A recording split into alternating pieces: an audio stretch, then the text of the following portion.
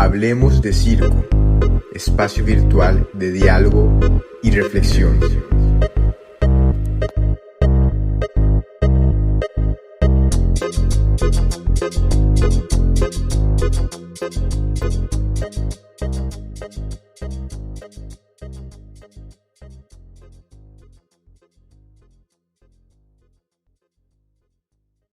Bien, capítulo 27 de este podcast que se llama Hablemos de Circo. Sean bienvenidos, bienvenidas y bienvenides. Y ahora tengo el agrado y el placer de poder coordinar este capítulo con nuestra co-entrevistadora de Hablemos de Circo, directamente desde Uruguay, María Noel Rosas, que me acompaña en este momento. Noé, nuestra querida amiga que nos ha acompañado en algunos capítulos anteriores del podcast. Y bueno, Noé, ¿cómo estás? Bienvenida. Hola, gracias. Hola, Víctor. Bien, muy bien. Muy contenta de incorporarme acá inauguro mi carrera de entrevistadora con ustedes. Y es un gusto presentar a nuestra invitada de hoy, a Vladi Garza desde México. Bienvenida. Estupendo, sí, Vladi. Hola, ¿cómo están? Qué gusto estar aquí con ustedes. Sí, bueno, para la gente que nos escucha en este momento, estamos en 3 partes del mundo. Yo, un chileno que está en España, Vladimir que está en México y Noé que está en Uruguay. Y la tecnología de esta nueva normalidad nos permite hacer esto y poder viajar. Así que en este momento muy agradecido, Vladi, estoy agradecido de que Vladi pueda participar aquí en este podcast y que Noé también me pueda acompañar en este viaje. Así que vamos a comenzar, ¿no? Creo que hay unas preguntas ahí. Noé, todo tuyo. Yo me alejo de esto. Buenísimo. Bueno, contarles un poquito de Vladi, que es artista circense mexicana, de muchos años de trayectoria allá en México, aerialista y bueno, de todo un poco, pero como saben, en estos capítulos tenemos la tradición de que les invitados se presenten a sí mismos, así que les dejamos con Vladi que haga su autopresentación. Gracias. Pues mi nombre de pila, como se dice acá, es Vladimir Garza Olivares. Y bueno, pues mi nombre, digamos, creo que ha marcado un poco como mi vida, ¿no? Desde pequeño mi padre me puso ese nombre un poco con sus ideas socialistas, digamos, pensando en Vladimir Ilich Ulyanov. Entonces creo que desde ahí esta mirada como diversa o ir pensando en construir otras realidades, creo que me ha llevado a quien soy. A veces dicen que las palabras tienen mucho peso y creo que este nombre me ha llevado a ciertos lugares y me ha llevado el día de hoy que pues soy un acróbate mexicano que se especializa, digamos, en los aéreos, pero he indagado en otras áreas de las artes como teatro, danza, performance, y digamos que mis estudios ahora le llaman interdisciplina, pero comencé yo así, ¿no? Cuando era más joven o podía como transitar más libremente con mi cuerpo por todos lados, pues me formé en danza, en teatro y de forma autodidacta tomando diversos cursos, talleres y yo mismo como en este espacio como haciendo circo. Y después ya empecé con esta profesionalización de las disciplinas y pues ahora me podría como poner otras palabras en mi nombre, que sería director, docente, investigador circense. Qué bien. Y dentro de todo esto que tú me estás contando también, ¿cuántos años ya desde que te iniciaste en el circo con esto? En el circo, bueno, digamos que fue como como fue un todo. Danza, teatro y circo comenzaron como a la par y ya son de forma profesional como unos 12 años. Y bueno, antes de eso habían como cosas libres, ¿no? Como performance en la calle, sin saber qué, teniendo solo como esta como pasión de querer salir y romper las estructuras, y con varias amigas pues nos salíamos en Monterrey al centro a hacer como muchos performances, pero eso no lo cuento como en la parte profesional que se puede poner para un apoyo. Qué cool. Bueno, mira, yo voy a ponerme un poco más sincero. Conocí a Vladi en pandemia, ya no ve tan bien. O sea, la gente que nos escucha en este momento, esto es una amistad. Nunca nos hemos visto en nivel físico presencial. Estamos viviendo esta posnormalidad a nivel virtual, y para mí me sorprende también ver, ser testigo de la corriente de artistas que están alrededor de países de Latinoamérica, que están dando un trabajo súper interesante, súper novedoso, y que también tiene todo un contexto. O sea, lo que tú me dices ya del mismo nombre de Vladimir, o sea, imagínate, a mí mi madre me puso Víctor, yo, según yo era por Víctor Jara y todo eso, siempre fue mentira, porque mi papá se llama Víctor. Ernesto, mi segundo nombre, porque pensaba que era Ernesto Che Guevara, y completamente irrisorio, mentira total, porque son súper fachos mis padres. Y Bobadilla no, pero Parra, pensaba por Parra, por Violeta Parra y todo eso, y completamente nada que ver. Y para mí, como que digo, bueno, yo me represento por mi nombre, mentira, es coincidencia. Pero qué fuerte que tu padre te haya puesto Vladimir pensando así directamente en Lenin, en este caso. ¿Y cómo ha confluido esto en tu vida desde el propio concepto? Porque, perdón, si me extengo en paréntesis, porque ya estamos haciendo este juego también de nombres inclusivos también, para poder dar una capacidad a que, porque estoy seguro que van a haber algunas personas, no quiero decir que son medio boomer ni nada de eso, que te van a decir, oye, ¿por qué dicen entrevistades y todo eso? Pero esto ya discusión de más adelante, lo vamos a agregar, pero que me puedas contar también esta concepción tuya desde el nombre. Sí, pues digamos, desde pequeña mis padres me han llevado como a ciertos espacios, como marchas. O sea, yo sin saber andaba a sus pasos, ¿no? Al lado de ellos, ¿no? Los acompañaba. Ellos son maestros, digamos, normalistas, que tuvieron toda una vida docente, y estuvieron como con esa de los sindicatos, de la lucha y pugna de derechos para las maestras y los maestros, y desde pequeña pues andaba por ahí, ¿no? Caminaba sin saber, ¿no? Gritaba consignas, a veces solo porque mis padres los veían, ¿no? Y transitaba esos caminos porque pues ese eran los caminos que tenía a la mano. Y mi nombre creo que ha generado eso, ¿no? Porque primero fue, ¿por qué, no? Saber con estas cosas existencialistas quién soy, ¿no? Y por qué se me nombra así. Y el peso de las palabras es muy fuerte, porque todos los días o habitualmente la gente me lo dice, ¿no? Vladimir, Vladimiro.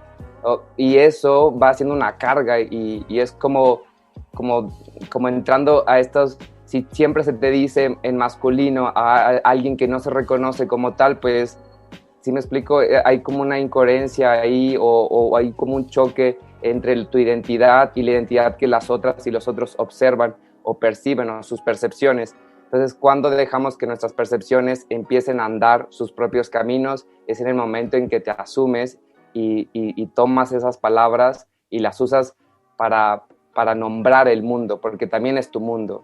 Y quien se sienta libre por decirse en femenino, en masculino, o con E, o con X, o con corazoncito, pues siéntase libre de hacerlo, porque es su mundo, construyenlo. Increíble. Yo sé que Noé quiere aportar también dentro de esta conversación, ¿no?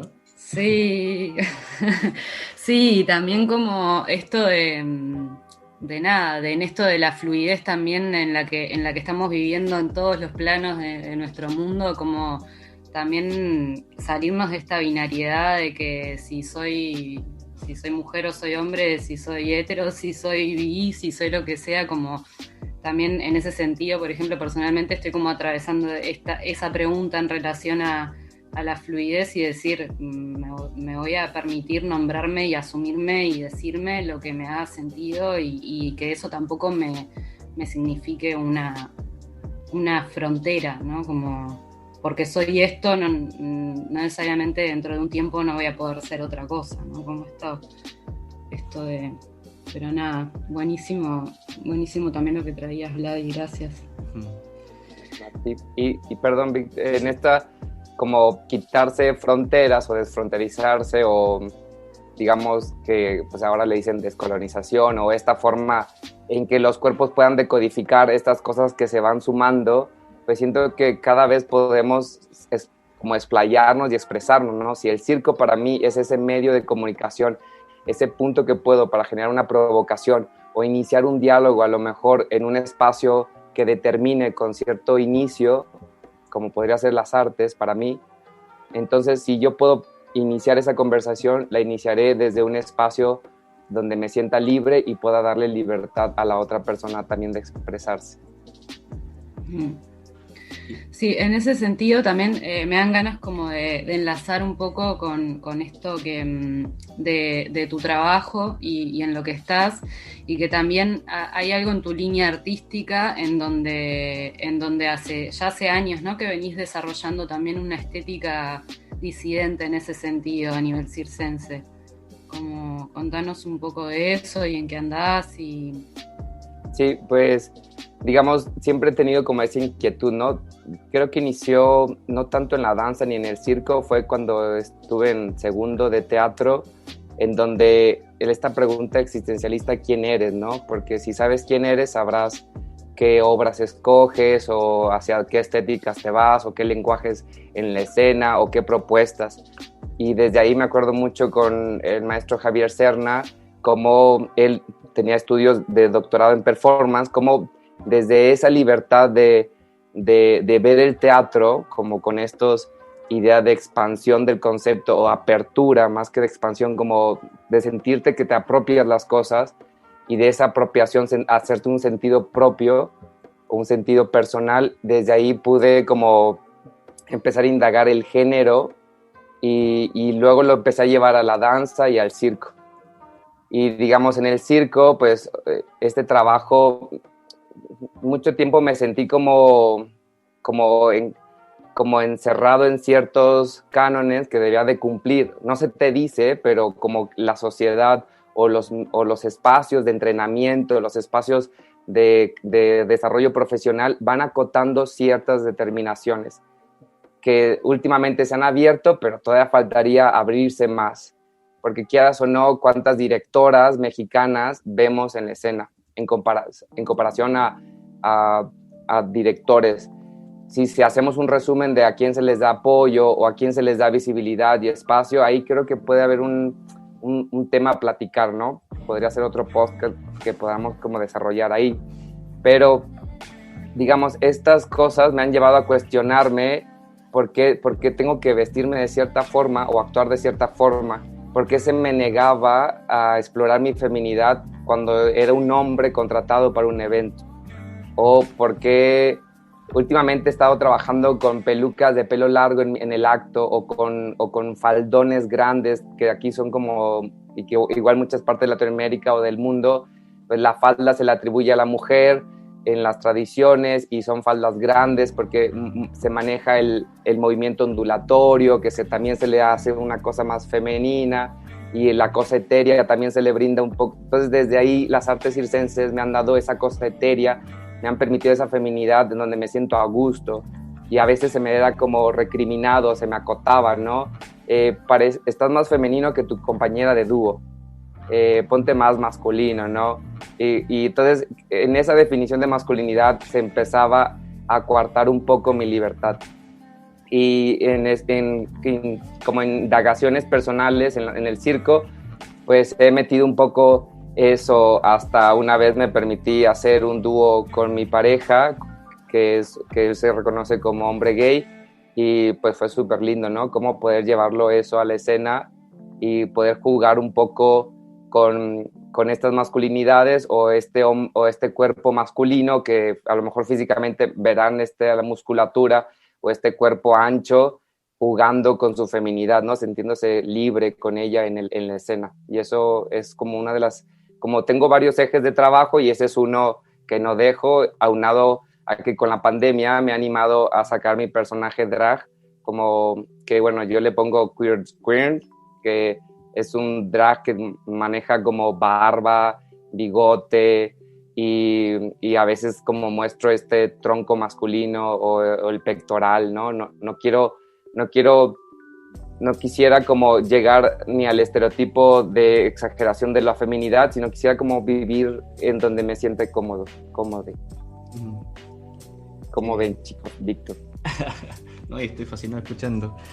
Pero vamos a hacer un pequeño giro, porque antes de pasar a la filosofía del circo, porque aquí nos vamos a extender, me gustaría también que nos informaras, así como para entrar calentando motores, cómo está la situación en México con tu trabajo, con el circo, porque yo sé que tú participaste o participas activamente en Carpa TV, no sé, espero estar bien en lo correcto, porque hay una amiga mía, Silvana Sanchírico, quien apareció en uno de los videos de Dinámico en aéreo, que son súper interesantes, y llamo a todas las personas que están escuchando esto, que puedan darse una vuelta por la página web, que tú la puedes mencionar, puedes explicar también el proyecto, y también otros proyectos que estén realizando para enfocar esto a la gente que escucha también, porque, ojo, hay gente que escucha esto y toma nota, y eso es muy interesante, toma apunte.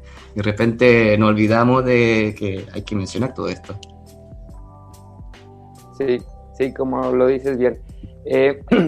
Ahorita estoy trabajando, colaborando con Circo Demente, que, digamos, esta compañía tiene como varios como proyectos, y uno de esos proyectos es Carpa TV, que salió a raíz de esta pandemia, como muchos espacios del circo que tenemos, como hablemos de circo propiamente, que son estos espacios de reflexión, de diálogo, de conocernos entre todas, entre todes. Y Prácticas de Vuelo pertenece a esta serie de Circo al Aire de este proyecto de Carpa TV, que es un espacio de divulgación de las artes circenses en donde se manejan varios programas, uno relacionado a la magia, otro relacionado al mano a mano, estas técnicas de pulsiones y equilibrios, y otro programa específico para niñas, donde los temas se abordan desde otra perspectiva y desde otras gráficas, y el programa en donde soy el anfitrión, que sería Prácticas de Vuelo. Y Prácticas de Vuelo nos dieron libertad, digamos, bajo ciertos parámetros y objetivos, que era la divulgación de las artes, pues libertad como de seleccionar, de decidir qué contenido va a estar. Y en esas decisiones, pues decidí que Prácticas de Vuelo fueran este espacio para que todos tuviéramos como visibilidad, ¿no? No solo entrevistar a los profesionales que sabemos que tendrán siempre una entrevista ya lista de algunas otras personas, o que la mirada está hacia ciertos acróbatas aéreos, y he decidido invitar así a diferentes partes del país, de diferentes niveles, porque la idea era eso, era sumar experiencias, conocer a la otra, al otro, desde donde vive. Bueno, entonces dentro de lo que tú me estás explicando, bueno, para que la gente pueda buscar también, es Carpa TV, pero Carpa con K, ¿no? K-A-R-P-A, que de repente alguien busca Carpa con C, ¿o no? Sí, así es. Digamos, Carpa Demente se escribe con K, es Circo Demente, que circo se escribe con K, la compañía Circo Demente, Andrea Peláez y Leonardo Constantini, pues tienen también este proyecto que es Carpa TV con K, y la Carpa Demente se le habla a esta carpa física, esta carpa de colores, que es el espacio que se identifica a la compañía, ¿no? Es este espacio de creación, es este espacio de formación, porque tienen también el eje de la licenciatura en Artes Circenses Contemporáneas, que la compañía unió su experiencia con otro espacio institucional para generar como esta opción de profesionalización en las artes circenses, y digamos todo desde su nombre como compañía es con K, Circo Demente, Carpa con K, y también Carpa TV es con K. Y si buscan en algún search, en algún Google, ahí lo ponen y van a encontrar carpademente.com, y ahí van a encontrar también Carpa TV y los demás, digamos en la página web de la compañía viene este proyecto como una pestaña y que le despliega todos los programas que se van sumando. Son programas semana tras semana y ahorita llevamos la primera temporada. Por si quieren y gustan, son bienvenidas para ingresar y pues disfrutar de los programas. Y en el que me he encargado, que es de las artes aéreas, pues primero era eso, ¿no? Era reconocernos como artes circenses aéreas. Y desde ahí poder tener esta apertura porque luego hay como estas discusiones, ¿qué eres, no? Danza aérea, eres aéreos, o te fijas en la técnica, entonces eres técnica aérea, o desde cómo te nombras, ¿no? Cómo te nombras en el espacio que desarrollas, creo que desde ahí empieza a haber ciertas cosas que vas aceptando. Y bueno, en el programa decidí que se llamaran Artes Circenses Aéreas, pues para poder movernos y expandirnos a varios conceptos. Y el programa ha sido eso, un poco apertura de visibilidad de otros cuerpos, no solo los cuerpos que son como pensados, que son los acróbates, sino desde ellos, desde ellas, hasta las personas que van iniciando y que tienen otra perspectiva, otra mirada de la propia disciplina. Sí, me invitó Gladys a participar del capítulo de por el 8M. Estuvo interesante.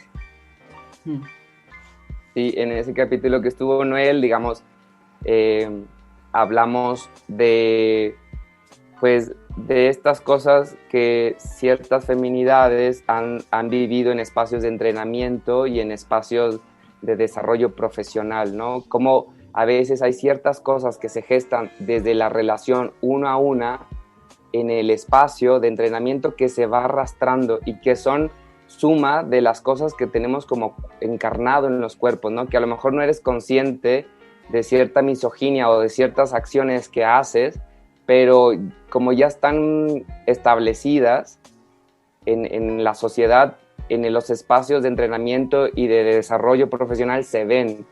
Y el programa fue eso. Digamos, en ese programa yo no salí, invité a una compañera para que fuera la conductora y que el programa fuera, digamos, de todos estos cuerpos que se reconocen como mujer. Y desde ahí se habló el programa, desde sus inquietudes. Las preguntas no eran como abiertas, ¿no? ¿Qué has sentido tú?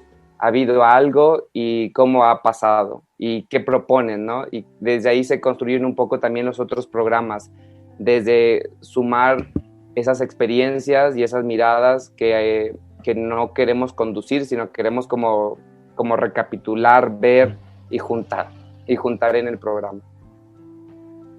Qué bien. Sí, para mí es muy importante algo que yo estaba a nivel personal cuando empecé a investigar sobre circo, era archivos, cosas que hubieran en internet, cosas que hubieran de verdad, más que el video de Instagram, y que siempre hago esa metáfora del parodiable, pero es que de verdad hay gente que le encanta, pero que hubiera información de, ¿me entiendes? Como que y para mí México, Brasil y varios países de Latinoamérica están haciendo esto en un propósito, o sea, en un momento producto de la pandemia, pero que se sigan sosteniendo. También hay un podcast súper interesante también que lo está haciendo Circo de Mente sobre historia del circo, que lo puedan buscar, que, hombre, yo digo que mientras más mejor, o sea, mientras más circo en habla hispana y para Hispanoamérica se puede hacer, que lo importante.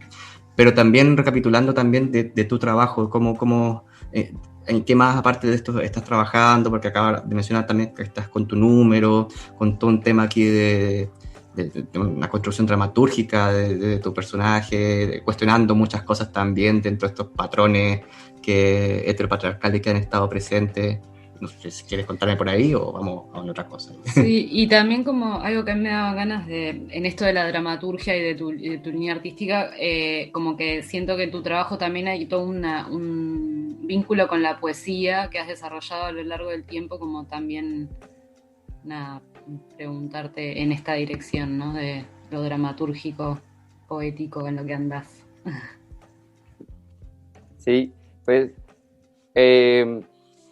digamos, dentro de las líneas de trabajo que tengo, una es como hacia lo que comentabas, Víctor, y luego ahí vamos platicando también todo lo que se dijo. Una línea de trabajo que tengo es esa de crear archivo.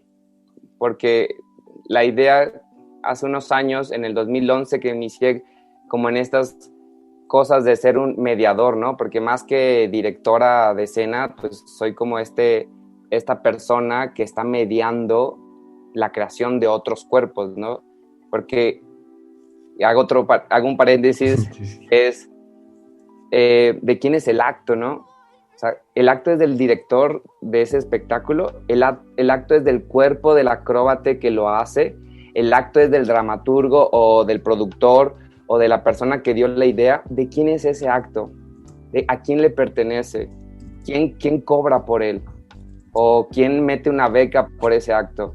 Digamos, en esta cosa, para mí, el acto es de todos, no es como esta cosa de Creative Commons, porque todos estuvieron ahí. Y a veces cuando doy clases le digo a los chicos y a las chicas, el truco es del cuerpo que lo haga. El truco a lo mejor no es de la chica del Instagram que lo viste, porque a lo mejor no ves el proceso en lo que lo hizo, no sabes todo lo que desarrolló, entonces tú misma estás haciendo un proceso personal al querer apropiar eso, que a lo mejor fue una imagen, que a lo mejor fue unos segundos, lo que las redes permitan compartir, ¿no? El minuto o los 16 segundos o lo que las imágenes, ahora como mercancía de imágenes te permite ver, tú tienes que pensar en todo el otro. Entonces, ese cuerpo, cuando lo apropia, cuando lo hace suyo, le pertenece. Igual el acto es de todos esos cuerpos que estuvieron ahí, más que... Entonces, así veo yo la dirección, como esta persona que busca mediar estos conocimientos y las posibilidades de todos los cuerpos que están involucrados en el proceso de creación. Y en el 2011, que empecé con este viaje de mediar y de procesos creativos, pues empecé como a abrir páginas, que en aquel momento era un blogspot y ahora ya cambió a otras plataformas más amigables para las necesidades de la virtualidad de hoy.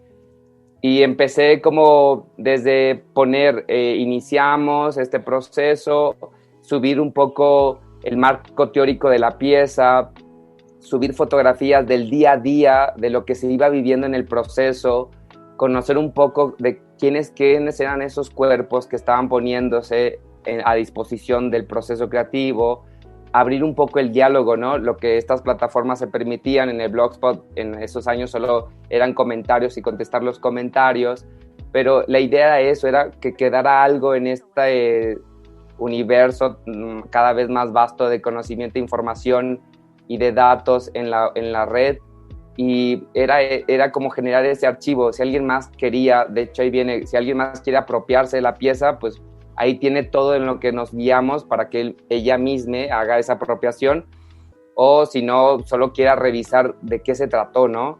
O si antes de ir a ver la pieza, porque a veces la pongo ahí en la publicidad, quiere indagar un poco de qué se trata lo que va a ir a ver, pues que lo haga. O si de posterior al hecho de la presencia quiere indagar de qué se trató el business o de dónde fue, pues que entre a esta como archivo del proceso. Y a partir de eso he generado como esos pequeños archivos que a veces funcionan o a veces no, y en el sentido de que tú lo liberas, ¿no? Es como dejarlo ahí, y si hay alguien que quiera hacer ese medio de comunicación o de diálogo, pues estará ahí ese espacio.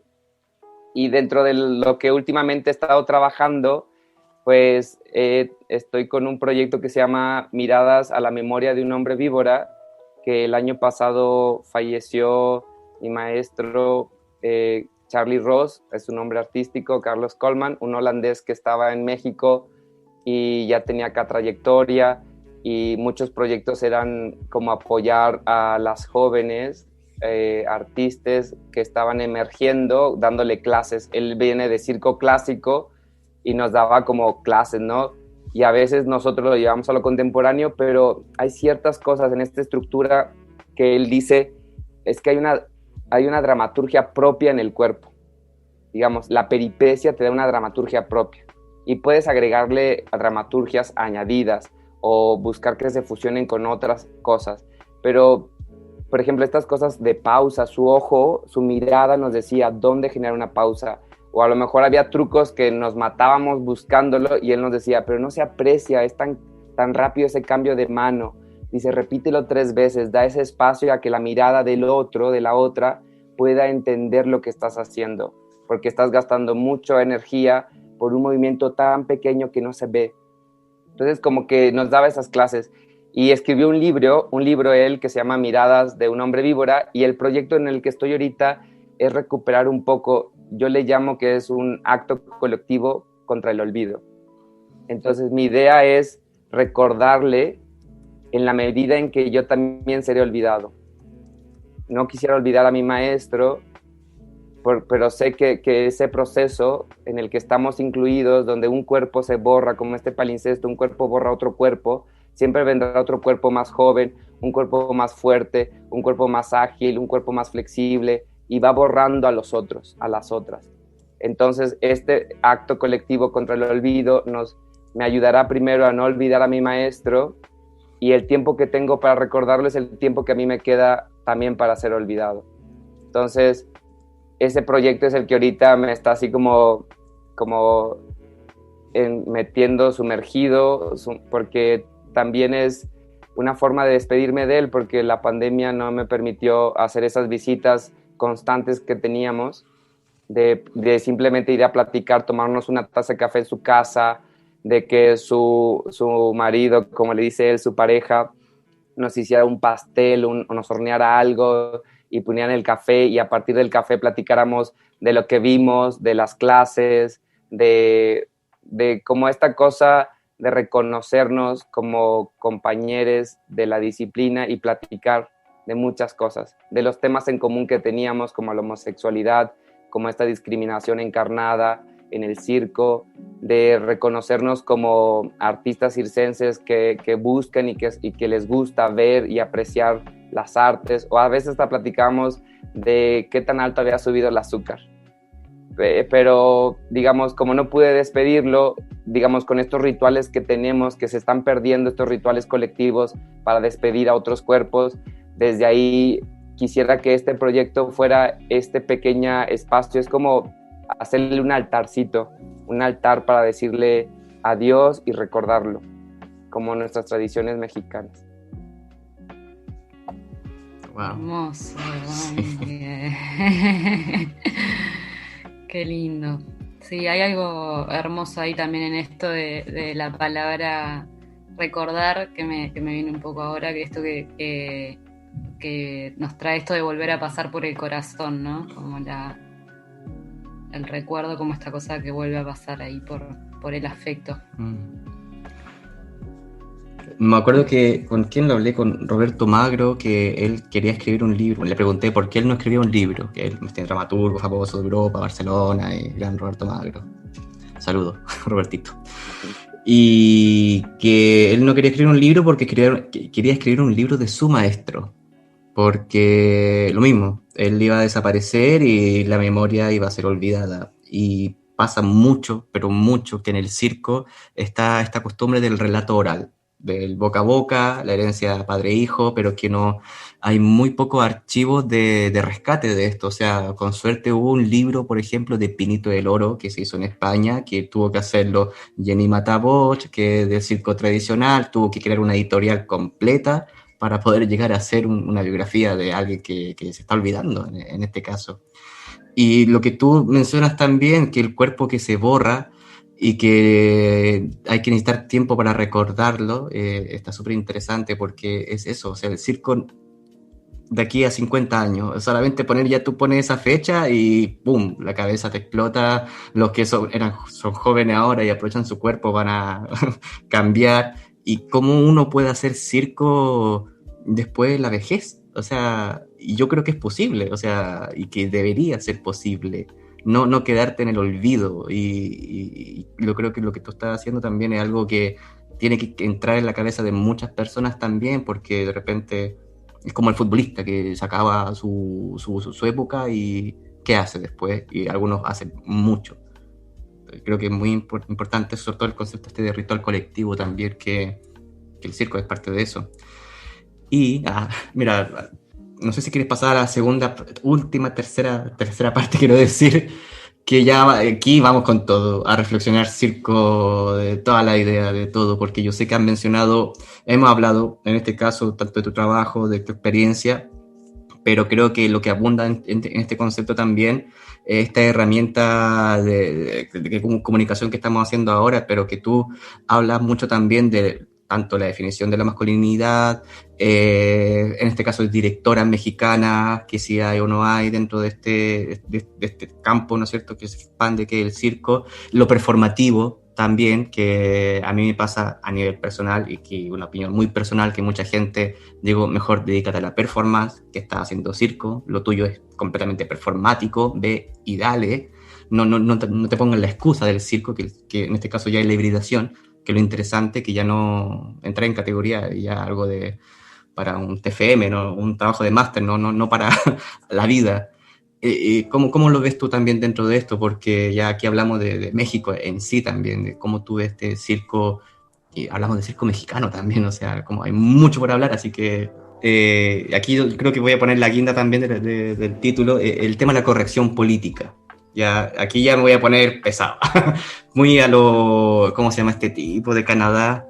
Que odian todos, como que un filósofo, ay, me lo sé, había un documental del que tuvo una charla con CICE, Jordan Peterson, el famoso Jordan Peterson, que él estaba negando el concepto de lenguaje inclusivo, que él no quería que fuera, porque en Canadá fue impuesto el tema del lenguaje inclusivo, que ya era por ley, que tienes que decirlo sí o sí, y él se negó. Entonces, ¿qué pasó? Que había muchos admiradores de ultraderecha que lo admiraban mucho porque era un hombre que volvía con la cultura cristiana, bíblica, y que imponer eso. Y hablaba mucho del tema de la corrección política, y cuando hablamos también, y aquí me van a odiar todos, pero para que la conversación sea fluida, el tema de la necesidad de directoras mexicanas de circo. Y aquí donde uno habla, claro, o sea, directores y directoras, o sea, ojalá el mundo pueda ser equitativo, pero no quita también este espectro de la calidad, o la calidad versus la cantidad. ¿A qué me refiero? Que quizás porque no hay directora mexicana, o porque también no se le da la oportunidad, o porque quizás no hay tampoco. O sea, esa es mi definición, y yo creo que hay una necesidad urgente también de poder cuestionarse eso y qué se hace. O sea, no sé si ahí yo me pongo, no sé si me quieres aportar, o Noé también podemos conversar. Y lo pongo, no es que sea mi opinión, por favor, no me odien por esto, pero es para poder hacer el debate más interesante. De una, sí, en relación a esto de lo de si hay o no hay, en realidad me parece que tiene un poco que ver con esto, ¿no? Con los sistemas de privilegios que nos dan más o menos visibilidad, y que eso también genera motivaciones y desmotivaciones. Me parece interesante poder estar teniendo esta charla hoy, y como todo lo que estuvimos hablando hoy, me parece que sigue en este diálogo, esta conversación, esta construcción de conocimiento, de que es algo de lo que era algo que también hablábamos en el Carpa TV, como la primera revisión es de una con una misma, y de ahí para con el sistema de afectos más cerca, y de ahí la gota de agua y la onda expansiva que se va moviendo. Sí, como bien lo dice Noel, por ejemplo, y refiriendo esto de la cantidad, voy a hacer una anécdota, ¿no? Y donde se ve encarnado esta misoginia. Por ejemplo, llega mi roomie y me dice, fui al doctor, fui a consultar. Y le dije, ¿y qué te dijo el doctor? O sea, yo doy de hecho que esa persona con ese conocimiento es un hombre. ¿Por qué no digo la doctora?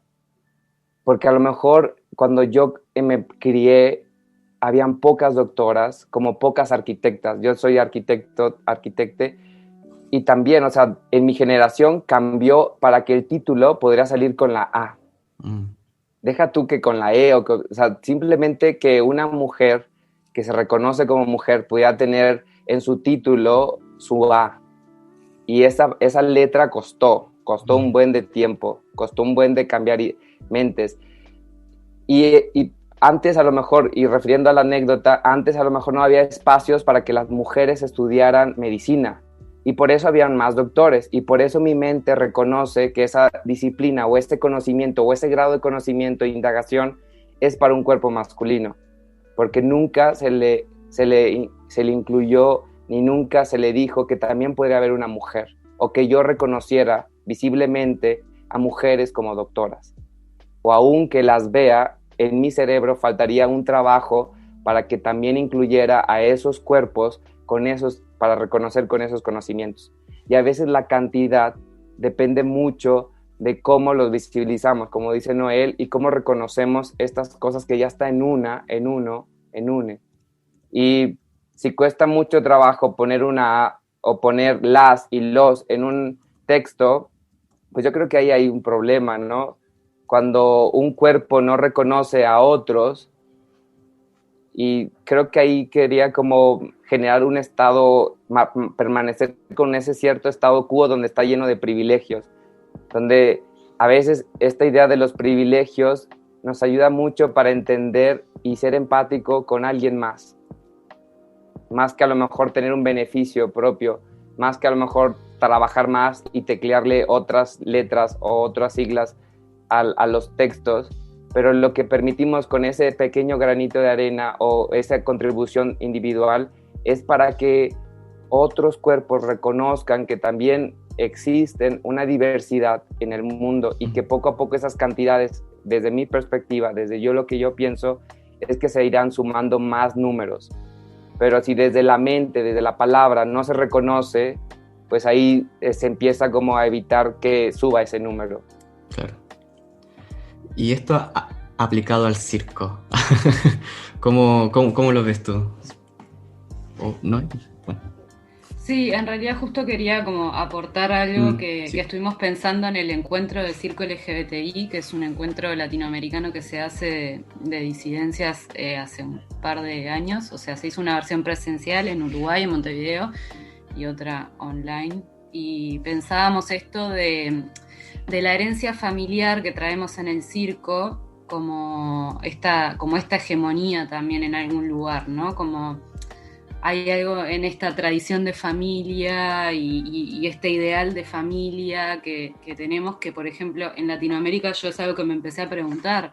Muchos proyectos de circo están liderados por parejas heterosis, entonces y muchos lugares de eso, becas y tal, o sea, son como proyectos casi siempre liderados por parejas heterosis. Entonces hay algo en ese gen familiar, en esa idea de cómo tiene que ser el circo, que un poco nos sigue operando todavía. Y que siento que sigue con el circo actual, un poco empieza a mover eso, porque ya ese gen familiar un poco se hackea, porque no es que venimos de familias de circo, o sí, pero de otras formas, y como que un poco la familia la vamos construyendo en el circo ahora también, ¿no? Como se empiezan a mover un poco esas lógicas. ¿Qué opina Vladi? Sí, y lo mencionaba Noel cuando estuvo en el programa de prácticas de vuelo de Carpa TV, mencionaba como si este concepto de familia ya está cambiando en el día a día, o lo que se pretende es que se empiece a visibilizar y entender que hay otros tipos de familia.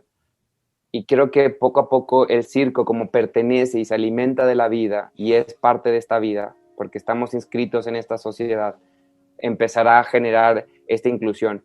Y si no se empieza a generar, pues vamos tío, a moverle un poquito, ¿no? Que se genere. Sí, igual yo me pregunto también que el mismo Latinoamérica o mismo México, y aquí yo me pongo el circo tradicional que se conoce en Latinoamérica tiene mucha influencia del circo mexicano, o sea, hablamos simplemente de los hermanos Fuentes Gasca y toda esa producción que baja por Latinoamérica y que en Chile tiene su propia oficina y todo ese conglomerado que para mí es como el circo, hablamos de circos, no de un circo, sino y también teatros y danzas, o sea, es todo este menjunje. Entendió también que se debe respetar el proceso del tradicional, que el tradicional también tiene que autoidentificarse con sus parámetros, sacándose también todo este tema patriarcal, antirracista y que tiene que ser feminista dentro de una perspectiva y marxista. No, y tiene que ser desde una perspectiva anticapital. Me pongo aquí súper peyorativo, pero dentro de eso, ¿cómo se ve en México esa situación también? O sea, porque hay un mercado en donde a mí, a nivel personal, entre Chile, el circo contemporáneo, o en este caso, que es como se llama nuevo circo, y el tradicional, no se juntan en ningún evento. O sea, y cuando se juntan, explotan. O sea, como que no hay un poco de discusión, de debate, siempre hay trabajadores que están a la par, se juntan, colaboran, pero nunca están ahí. O sea, es muy difícil llevar una asociatividad, un trabajo comunitario dentro de esto. ¿Cómo lo ves tú? Uy, pero están llamando por teléfono, terrible. Eso, continuemos. Sí, Víctor, yo en México creo que, y en muchos espacios en Latinoamérica y en el mundo, creo que, como dices, no solo creo que sea una cosa polar del circo clásico o tradicional con el circo contemporáneo de creación. También hay como otros polos, ¿no? El circo que se dedica al espectáculo, ¿no? El espectáculo como un divertimento. Y hay otros tipos de circo, ¿no? El circo social que tiene otras formas y otros lenguajes de trabajar. Creo que en esta polaridad diversa de lenguajes de circo, creo que empezaría a haber menos tensión en estas dos concepciones como de extremos que a veces ponemos. Por ejemplo, yo me alimento mucho a veces de ver, y mi maestro Carlos Colman, de cuál era el proyecto de Memoria del Hombre Víbora, digamos, trato de generar este diálogo amable porque hay muchas cosas que ver, ¿no? Que miradas de ese circo clásico o tradicional que tiene una tradición, como bien lo dice su propia categoría de nombre, que podamos como aprender de esa experiencia.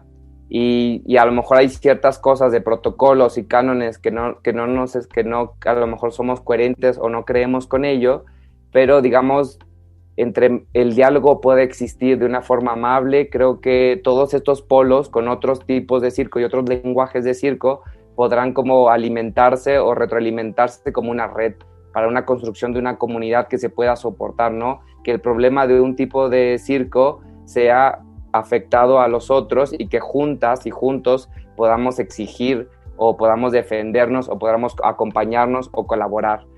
Y en México existen diversos espacios en donde empieza a haber como este pequeño diálogo o que se permite el diálogo. Y por ejemplo, me acuerdo mucho de Hablemos de Circo con estas charlas por Zoom que se transmitían en Facebook, tenían invitados de diversos circos que hablaban del tema, ¿no?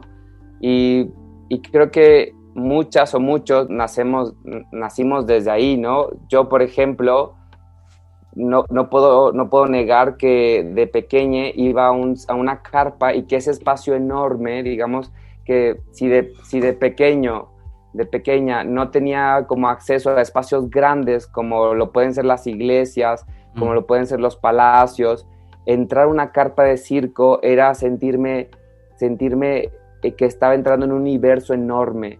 Y la misma carpa es una burbuja en donde hay muchas políticas trabajando y hay muchas cosas, muchas fuerzas desarrollándose ahí, pero también es un espacio en donde a mí me brindó ese amor por esta disciplina.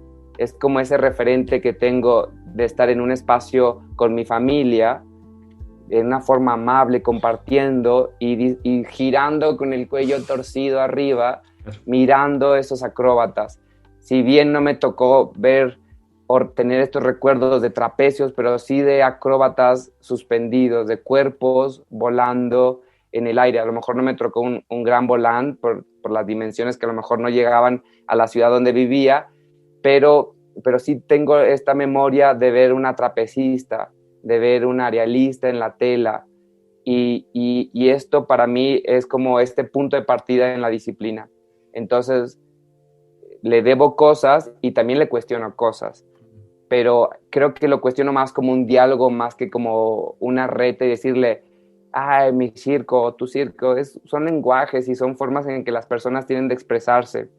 Solo cuidemos no afectar a otros en ese defendernos como disciplina o como cosa de autoritarista. Sí, como esto de la reconciliación también, ¿no? Como nada, me viene como esta palabra, y en ese sentido también volviendo como un poco a la situación actual y hablando de privilegios, como que también pasa, no sé cuál está siendo la situación, por ejemplo, de los circos tradicionales en México en ese sentido, porque, por ejemplo, acá en Uruguay lo que está pasando es que los circos de familia realmente la están pasando bien compleja, porque no, como que no tienen el hábito ni las herramientas a veces para escribir becas y fondos y subsidios. Entonces ahora, por ejemplo, desde la Red de Artes de Circo Uruguay sí se está logrando una comunicación con ellas y como generar asesorías y tal para poder, nada, que puedan acceder a esos privilegios también, que no sé cómo están pasando en México, si tenés información de eso. Me genera como curiosidad ahora. Ajá. Sí, como lo dice Noel, acá, Víctor, pues la situación ha sido como compleja para todas y todos, digamos, y los circos, pues como son espacios de donde se juntan diversas personas para apreciarlo, porque si no, no sale la taquilla, se tiene que juntar la gente, pues no se les permite, ¿no? Ahorita no hay formas de generar un espectáculo masivo o un espectáculo en espacios cerrados bajo ciertos lineamientos que a lo mejor ciertas infraestructuras de circo clásico o tradicional, estas familias no pueden acceder a esta infraestructura, o es un costo mayor, ¿no? Si de por sí antes de la pandemia iniciaba una situación complicada para estos circos porque la gente quiere espectáculo, ¿no? Y digamos, el lenguaje de este tipo de circo es el espectáculo, y competir contra otras formas en que la gente tiene y se alimenta de espectáculos, otras necesidades que ahora tienen estos cuerpos de ver y apreciar lo que es la palabra o lo que se dice ahora como espectáculo, pues necesitaba otra infraestructura, otra forma de pensarse con los recursos que tiene, cómo ser atractiva y atractivo para estos públicos cada vez que en esta sociedad de imágenes que estamos construyendo, pues requiere, ¿no? Te exige, demanda como este tipo para sus divertimentos. Entonces, ahí yo creo que la tradición empezó a tener un poco de problema, no querer salirse un poco, esa es una apreciación personal, no querer como buscar otra forma de con sus medios desarrollar este espectáculo o este espacio para que el otro y la otra fuera a verlo. Creo que ahí hay algo que se puede todavía replantear y pensarse, sin cambiar su lenguaje, para que se identifique como tal y pueda conservar esa tradición que tiene. Pero la crisis empezó antes de la pandemia, con la pandemia se han agudizado muchísimo más, porque no hay forma. ¿Cuántos circos no están parados, quedaron varados o apenas se están moviendo en ciertas zonas del país donde se les está permitiendo bajo ciertos lineamientos? Pero se tiene que tener una infraestructura y unos insumos que antes no se pensaban, que es costo, y ese costo pues a veces ciertos lugares no pueden con ellos. Igual pasa con espacios independientes, ¿no? de las artes, que hay una situación complicada y que, como bien nos dice Noel, si no se accede a ciertos apoyos gubernamentales, pues es una forma más precaria todavía de estar sobreviviendo en esta situación. Sí, igual me recuerda un poco este concepto de la violencia sistémica que se provoca el Estado, la sociedad, que somos parte de eso. O sea, ahora mismo vemos a Colombia que está pasando por un estado catastrófico, y alguien me decía, ¿de qué sirve el circo con los muertos de Colombia? Y yo les digo, bueno, es que no puedes confundir violencia sistémica o la violencia objetiva con el arte. O sea, no va a ayudar en nada a pensar así, pero sí pensar en reflexionar cómo el circo puede cuestionarse estos procesos. Y de ahí va mi pregunta también, cómo tú lo haces desde tu posición también, el cuestionarte también el cuerpo, en este caso, como tú mismo lo dijiste al principio, tu búsqueda de tu número, tu performance dentro de eso, que es desde la barba, desde el cuerpo al descubierto o con falda, en este caso. ¿Cómo lo abordas tú también este pensamiento actualmente? Porque por lo que voy entendiendo también, hay un tema que tú estás como una búsqueda de un circo tradicional, ¿no?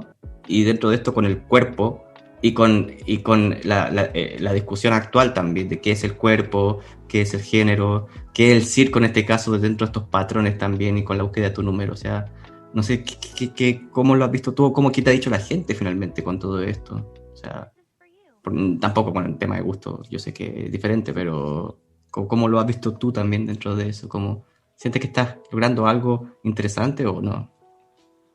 Pues a veces no sé si esté logrando algo en sí, porque a veces digo, y a mí también luego me pasa, salgo de un espectáculo o veo gente que sale de un espectáculo que a lo mejor el espectáculo quiso revolucionar o, o con ciertos datos crudos, generar como este pequeña TAS, ¿no? Como lo dice Hakim Bey, ¿no? Este espacio de libertad o de autonomía temporal, ¿no? Como, y de repente sales de ese espacio de autonomía y dices, ¿dónde está mi carro? Y esa necesidad, a lo mejor al inicio, dentro de ese espacio cobijado, de libre, habían ciertas pugnas y antes de abrir la puerta para salir del espacio decías, sí, vamos, salgamos, quememos todo, pero luego empieza otra necesidad de ese cuerpo de, ¿dónde está el carro? ¿Qué voy a cenar? Necesito pagar la renta. Y entonces, ¿cómo dialogar entre esa provocación que se puede hacer en este espacio, ya sea al aire libre o en un espacio ya con ciertos equipamientos, como puede ser un teatro o una carpa?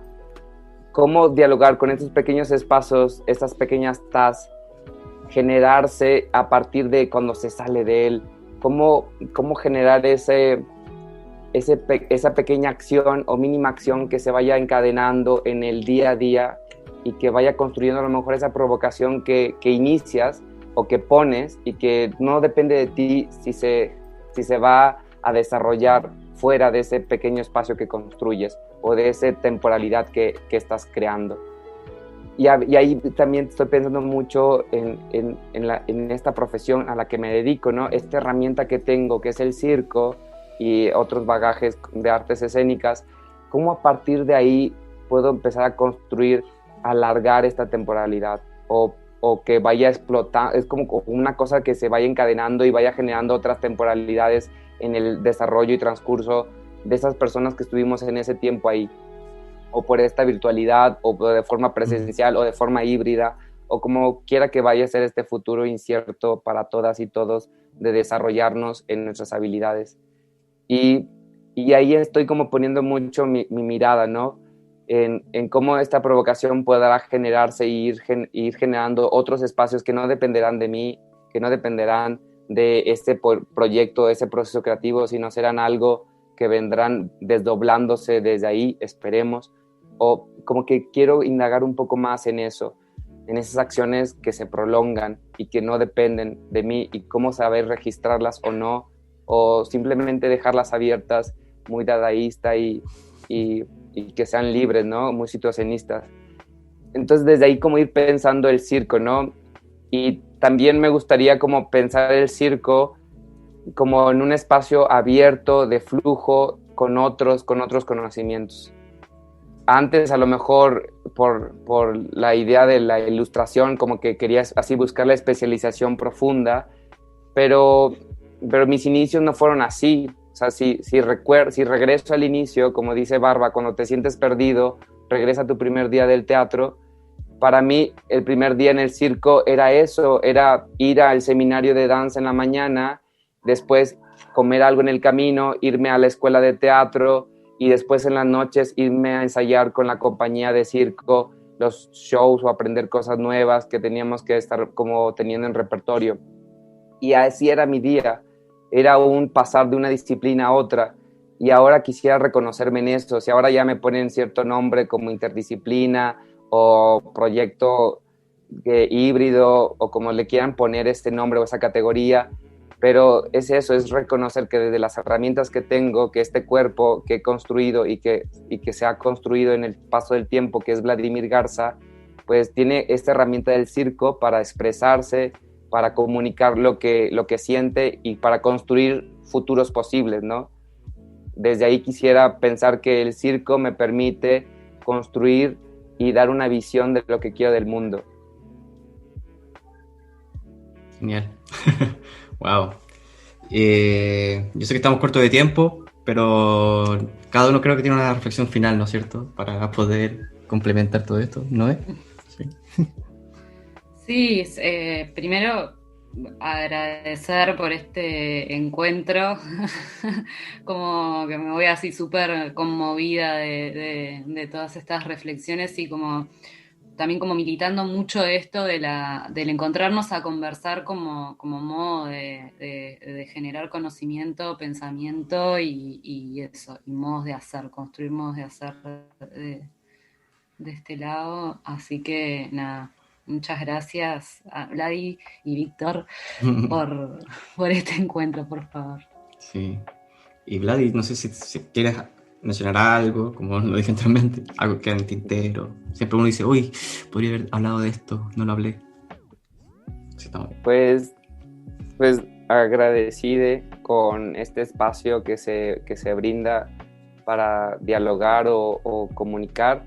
Y bueno, pues también felicitarte, Víctor, por ejemplo, yo soy de esas personas que está escuchando el podcast, así de sé que quién va o que a veces regreso a escuchar uno, y la verdad me ha ayudado mucho, como de esas personas que luego decías, ¿no? Que nos estamos como reeducando o replanteando muchas cosas, muchos conceptos a partir de lo que Hablemos de Circo ha hecho, ¿no? Que nos ha acercado personas de otras latitudes que yo no conocía. Por ejemplo, no te conocía a ti y no conocía digamos, la profundidad que a veces habla Emiliano, porque muy, muy diferente es tenerlo como maestro en un taller intensivo cuando venía a México a escucharlo más charlar, ¿no? A lo mejor los pocos cafés que tuvimos es muy diferente a cuando ves cómo desarrolla su idea y lo plantea. Y así con muchas otras personas,